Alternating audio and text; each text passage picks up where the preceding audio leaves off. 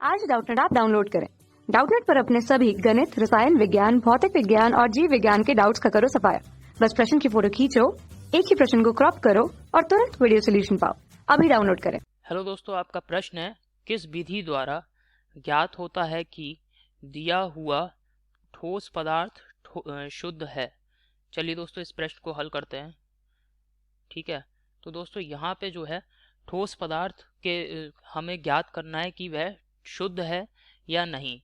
तो दोस्तों किसी भी ठोस पदार्थ की शुद्धता की पहचान हम जो है एक विधि है जिसको कहते हैं मिश्रित गलनांक विधि।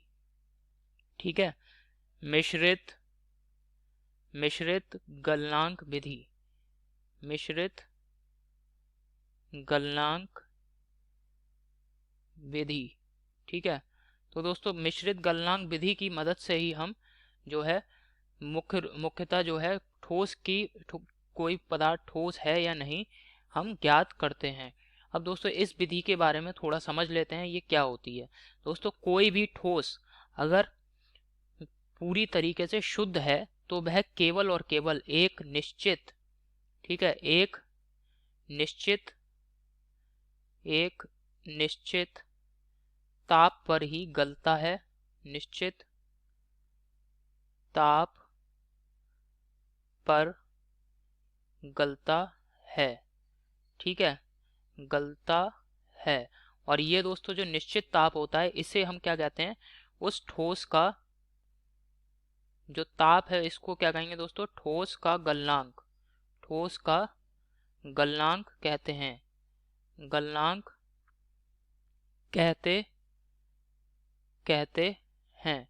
ठीक है, अब दोस्तों कोई भी पदार्थ अगर ठोस है तो अगर हम उसको गलाएंगे, ठीक है, ऊर्जा दे रहे हैं और उसे गला रहे हैं, ठीक है, तो दोस्तों एक निश्चित ताप पर वह गलना जब शुरू करेगा तब हमें ज्ञात हो जाएगा कि अगर वह एक निश्चित ताप पर ही गल रहा है तब वो ठोस जो है वो क्या होगा, शुद्ध होगा या उसमें किसी भी प्रकार की मिलावट नहीं होगी। जैसे एक लोहे, उदाहरण के लिए ले लेते हैं दोस्तों, एक शुद्ध लोहे का टुकड़ा है, ठीक है, उसका गलनांक अगर 3500 केल्विन है, 3500 डिग्री सेंटीग्रेड ताप है मान लिया, ठीक है, मान लिया गलनांक जो है वो 3500 डिग्री सेंटीग्रेड है, तो अगर दोस्तों उसको हम गर्म कर रहे हैं तो दोस्तों वो है केवल और केवल जब तक तापमान जो है लोहे के टुकड़े का 3500 के बराबर नहीं हो जाता, 3500 डिग्री सेंटीग्रेड के, तब वह नहीं गलेगा। ठीक है, जैसे ही 3500 डिग्री सेंटीग्रेड ताप पहुंचा और वह गलना आरंभ कर देगा, ठीक है, तब हम उस समय जो है तापमान देखेंगे कि 3500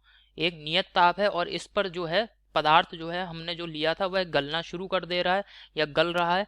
ये अर्थात जो है 3500 जो है वो दिए गए पदार्थ, जो हमने पदार्थ लिया है, हमने लिया था लोहा, तो अर्थात उसका क्या है, ये गलनांक है, और दिया गया पदार्थ जो है वो ठोस जो भी पदार्थ है वो पूरी तरीके से शुद्ध है, इसमें किसी प्रकार की अशुद्धि नहीं है। परंतु दोस्तों अगर कोई पदार्थ जिसमें कि अशुद्धि है या मिलावट है, अर्थात अन्य पदार्थ भी उसमें उपस्थित हैं, ठीक है, तो वह क्या होंगे, एक निश्चित ताप पर नहीं गलेंगे, उस ताप से कम, जो उसका निश्चित ताप होगा उससे कम ताप पर ही गलना शुरू कर देंगे। ठीक है, तो यहाँ पे मैं लिख रहा हूं अशुद्ध पदार्थ, अशुद्ध पदार्थ सदैव निम्न ताप पर ही गलना शुरू कर देंगे। जो गलनांक होगा ना पदार्थ का उससे कम ताप पर ही गलना शुरू कर देंगे। निम्न ताप जो कि गलनांक से कम ताप, यहाँ पे मैं लिख दे रहा हूं दोस्तों, गलनांक से कम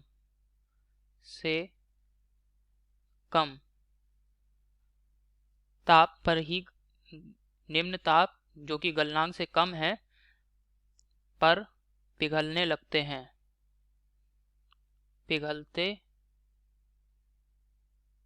हैं या गलते हैं।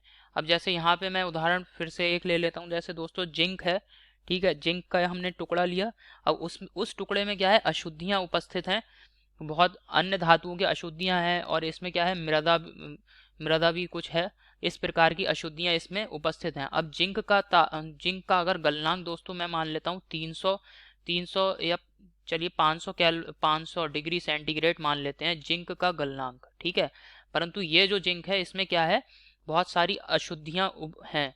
तो दोस्तों जिंक का ताप हम बढ़ाएंगे, ताप बढ़ा रहे हैं, ठीक है। जैसे ही 300 या 400 कुछ भी तापमान होगा, मतलब 500 से कम ताप पर ही ये जो जिंक है जो कि अशुद्ध है, ये जो है गलना शुरू कर देगा। जैसे 200 डिग्री सेंटीग्रेड है तो 200 पे मान लेता हूँ दोस्तों, ये क्या होगा, 200 डिग्री सेंटीग्रेड से ही पिघलना शुरू कर देगा, से पिघलना शुरू कर देगा, पिघलना पिघलना शुरू कर देगा, ठीक है। पिघलता है, ठीक है। तो ये दोस्तों मान रहे हैं हम, ऐसा कोई मतलब निश्चित नहीं है कि ये 200 से ही पिघलेगा, लेकिन समझाने के लिए हम उदाहरण के तौर पे ऐसा मान सकते हैं कि जब इसमें अशुद्धि मिली होगी जिंक में, ठीक है, मान लिया कि इसका जो गलनांक है वो 500 डिग्री सेंटीग्रेड है, अगर इसमें अशुद्धि मिली है तो दोस्तों ताप बढ़ाएंगे, ताप बढ़ाने के साथ साथ मतलब 500 डिग्री से कम ताप पर ही ये जो है पिघलना शुरू कर देगा। तो जो भी अशुद्ध पदार्थ होता है वह अपने गलनांक से कम ताप पर ही पिघलने लगते हैं, क्योंकि दोस्तों जब भी किसी तत्व में अगर अशुद्धि मिली होती है तो क्या होता है, उसका तापमान जो है, जो पिघलने का जो ताप है वह उसके गलनांक से सदैव कम हो जाता है अशुद्धि की वजह से। यही वजह दोस्तों किसी पदार्थ को, कोई भी ठोस पदार्थ शुद्ध है या नहीं, हम जो है कौन सी विधि का प्रयोग करते हैं, मिश्रित गलनांक विधि का प्रयोग करते हैं। आशा करता हूं दोस्तों आपको ये समझ में आ गया होगा, ठीक है। धन्यवाद दोस्तों। कक्षा 6 से 12वीं से लेकर नीट, IIT, JEE वो एडवांस के लेवल तक 1 करोड़ से ज्यादा छात्रों का भरोसा। आज ही डाउनलोड करें डाउटनेट ऐप या व्हाट्सएप करें अपने सारे डाउट्स 8400 400 400 पर।